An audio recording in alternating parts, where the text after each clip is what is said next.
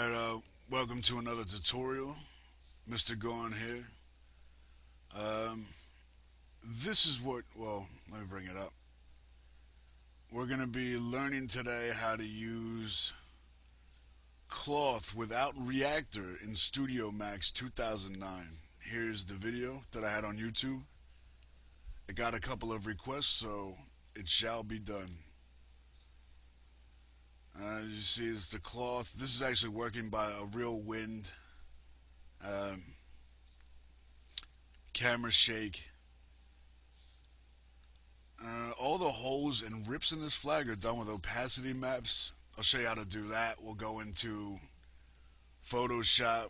We will age the stuff. We'll model these things. We'll have a good time. It'll be a good time. I'll show you how to put camera shake into the cameras using the curve editor. It should be pretty awesome. And also create a matte shadow ground plane, and that just means that it holds the transparency. It'll be completely invisible unless there's shadow or glow being thrown onto it. So once again, this is what we'll do today: the flag, and once this finishes up, we'll be ready to rock. All right. So I started in Studio Max 2009. As you can see, now that they've incorporated Maya, they have the Maya controls here. Excuse me. Alright, so start by making the flagpole. That's just the cylinder. Top viewport, drag it out.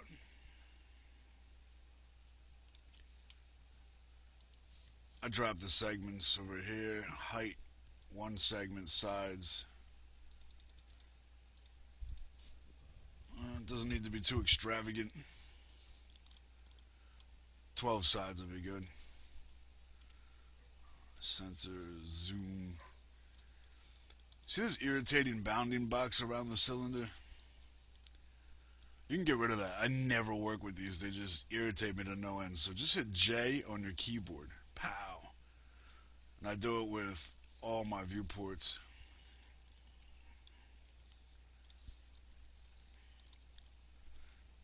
Alright, right click.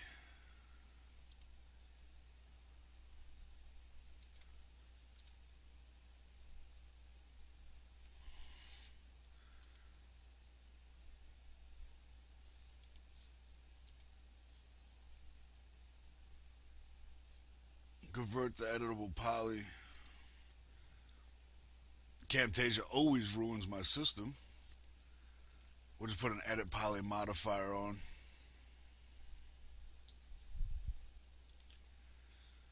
Edit poly.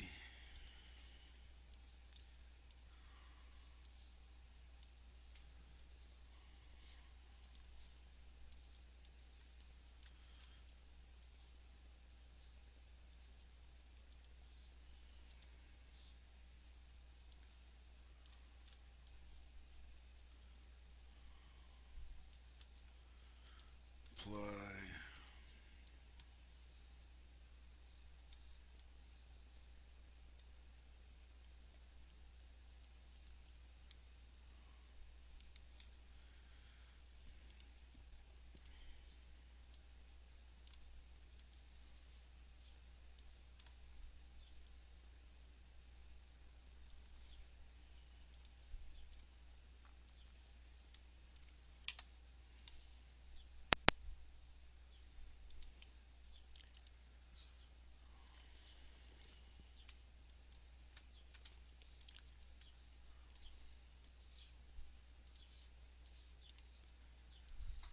So I really don't have anything to say about these parts right here.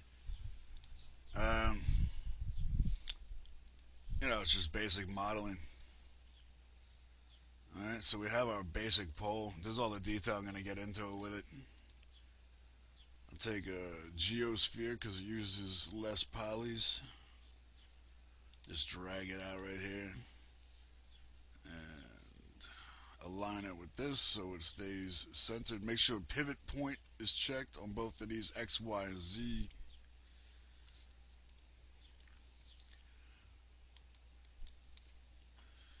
If these things seem a little inconsistent, also, what I have to do is every now and then I have to check and make sure I'm keeping it under 10 minutes. I know you'll love that. Alright, good. So we have our basic flagpole here. Okay, and the shortcut I'm using to jump from full screen is Alt W. You can also find that down here in the corner. You click that, it toggles full screen. Alright, so I'm just going to slide all these up so they meet the ground plane.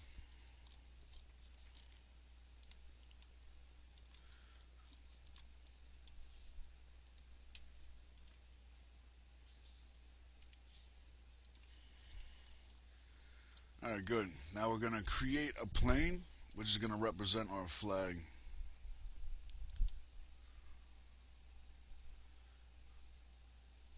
I guess that's good. I don't know. Dimensions aren't important. I guess the size relative to the pole or whatever. Now this one we're gonna need some polys for. Let's say 15 by 25. That looks good. They're about square. We could do a 20, 35. That looks good. We won't need any more than that, I don't think.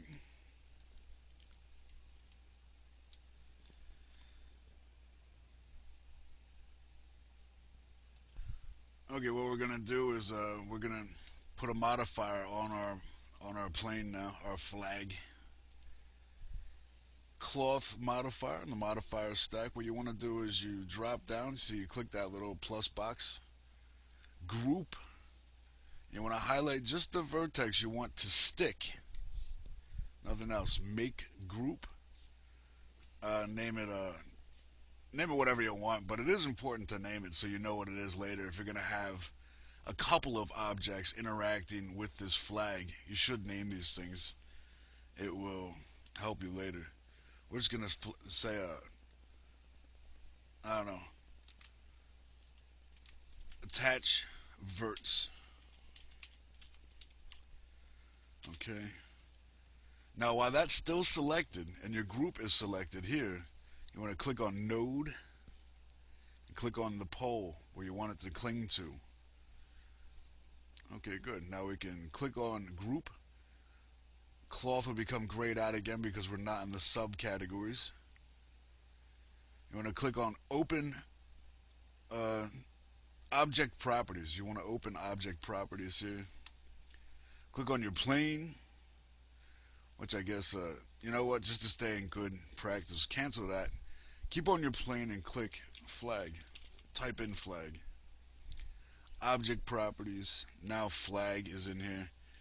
See, it starts by default is inactive. What you want to do is you want to click on Cloth. Now they have all kinds of presets in here. I just leave it by default. You know, we're not going to be too specific what's going to happen here other than just flapping in the wind. So make sure it's on Cloth and click OK. Okay. And now we can just simulate local.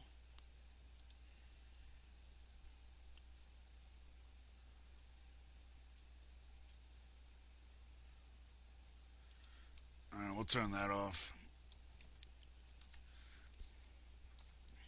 See, simulate local gives us a starting point. You can always get out of that by clicking reset state. And we're at 9:21, so I'm going to cut for now. I'll be right back, alright?